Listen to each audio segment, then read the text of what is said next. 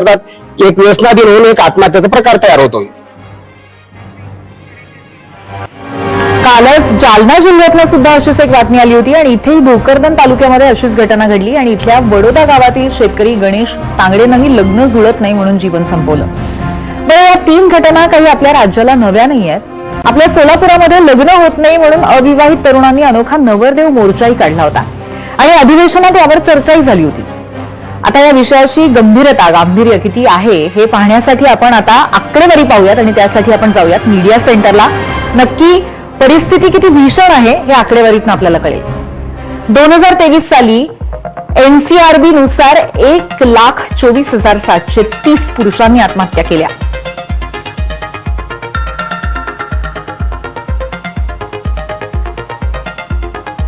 लग्न न होणं, विलंब होणं पुरुषांच्या आत्महत्येचं प्रमुख कारण ठरतंय असं त्यामध्ये दिसून आलेलं होतं.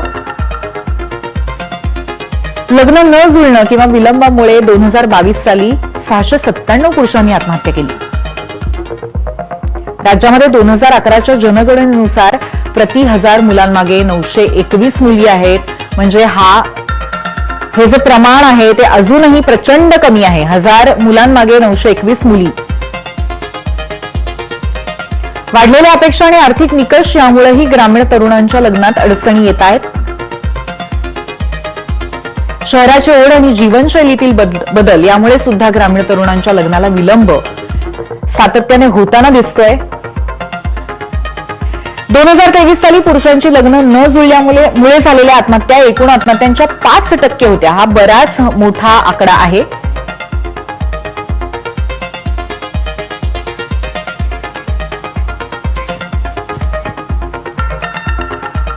आणि याच अनुषंगाने जो प्रश्न आम्ही विचारला होता त्यावर सर्वसामान्यांच्या प्रतिक्रिया काय आल्या